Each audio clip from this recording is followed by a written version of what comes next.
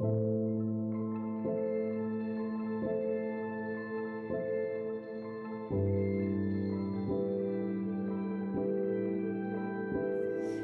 ma première question, ce serait est-ce que vous pourriez vous présenter en quelques mots et pourquoi vous avez choisi ce métier? Alors bien sûr, je suis Patrick Mazanet, je suis directeur scientifique et technique d'Oniria, mais aussi concepteur de l'établissement.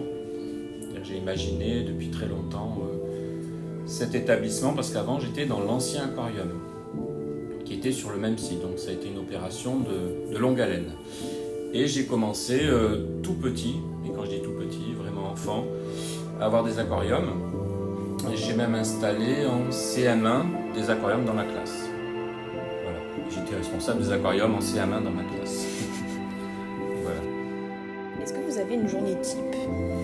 Alors absolument pas. Et c'est ce que j'aime dans mon métier, c'est que je fais vraiment des choses très variées. Alors ce qui est vraiment la réalité, c'est que quand j'ai participé à l'élaboration du projet et la mise en route, j'ai beaucoup mis les mains dans l'eau, beaucoup manipulé d'animaux, pour le transfert notamment, et je regrette, je le fais beaucoup moins. Donc je délègue beaucoup à mes équipes, mais je touche à tous les sujets, que ce soit la scénographie, la biologie des animaux, la conservation, la pédagogie, l'aspect général de l'aquarium, le suivi des stagiaires, bon, c'est très varié. Il y a un aspect réglementaire, administratif qui est un peu lourd quand même, parce qu'il y a beaucoup de dossiers à traiter. Mais c'est passionnant dans ce sens que chaque journée est très différente de la précédente. Quelles sont vos missions au sein de l'aquarium? Alors ma mission principale, je suis aussi capacitaire de l'établissement, donc référent par rapport à la préfecture, donc celui qui a un certificat de capacité gère non seulement les animaux de la faune sauvage, donc c'est un certificat de capacité spécifique présentation d'animaux de la faune sauvage au public, mais aussi les responsables aux yeux de la préfecture du public qui le reçoit. C'est-à-dire s'il y a des problèmes avec le public, je suis responsable. Donc ces missions concernent à la fois le suivi des animaux en tant que conservateur, la bonne marche de l'établissement au niveau de l'accueil de la clientèle, mais aussi la bonne marche de l'équipe. Et ça, il y a un gros travail aussi de suivi d'équipe, que ce soit pour les plannings, les missions confiées, le bien-être au travail, etc. Donc ce sont des missions très larges. Comment vos animaux sont pris en charge? Comment ils sont nourris, soignés? Alors déjà, notre travail principal, c'est l'observation. Nous, si on a de bons résultats, c'est qu'on observe chaque animal plusieurs fois par jour, et ce depuis très longtemps.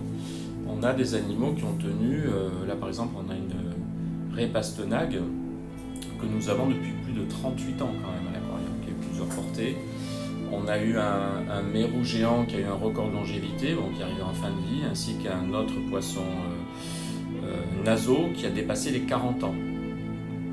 Donc notre objectif, c'est déjà d'observer chaque animal, de savoir s'il est en bonne santé, s'il est dans un bon relationnel avec les autres espèces de son aquarium, parce qu'il y a des méchants poissons entre eux, des gentils, et aussi apporter une vraie diététique.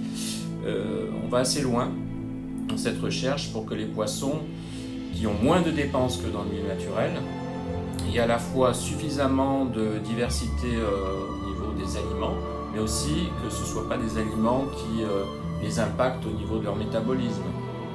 Il n'y ait pas une trop forte surcharge au niveau du foie, notamment pas trop de graisse, pas trop d'excès. Donc il y a des jours de régime, il y a des jours de jeûne, etc. Tout cela est relativement bien organisé puisque nous avons des bons résultats sur la longévité des animaux. Quelles sont vos actions en faveur de la préservation et la protection des espèces marines? Alors, déjà à notre niveau, nous essayons au maximum de conserver, comme je viens de le dire, le plus longtemps possible les espèces. Ça, c'est garder les animaux plusieurs dizaines d'années, donc on a très peu de besoins d'animaux, avec un objectif de reproduction de certaines espèces. Là, actuellement, on est quand même encore en phase assez jeune sur Oniria, mais dans l'ancien aquarium, j'avais fait beaucoup de reproductions, dont une des premières reproductions au monde du Platax orbicularis. C'était une première mondiale. Et donc l'objectif à terme, c'est de maîtriser certaines reproductions.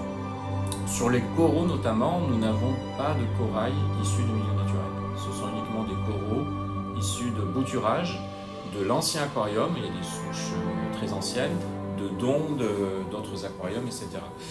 Donc l'objectif, c'est de prélever le minimum dans la nature. Et aussi, notre message principal, c'est un message d'éducation à l'environnement. À Oniria, nous racontons une histoire. L'histoire de la quête de l'eau, qui est un élément magique sur la planète, parce qu'il est abondant, mais c'est cet élément qui est source de vie. Donc au début de l'aquarium, on va chercher la petite goutte d'eau qui va faire le tour du monde, et on se rend compte que la vie apparaît dès que l'eau est liquide, la vie apparaît. Et on va suivre donc toutes les espèces, tous les biotopes relatifs à ce voyage de l'eau sur la planète entière. Donc c'est un message de conservation, puisqu'on dit aux gens, regardez, il y a beaucoup d'espèces, la biodiversité, c'est intéressant, c'est beau, c'est la nature, mais si on ne fait rien, si on continue à prélever, à déforester, ces espèces vont disparaître.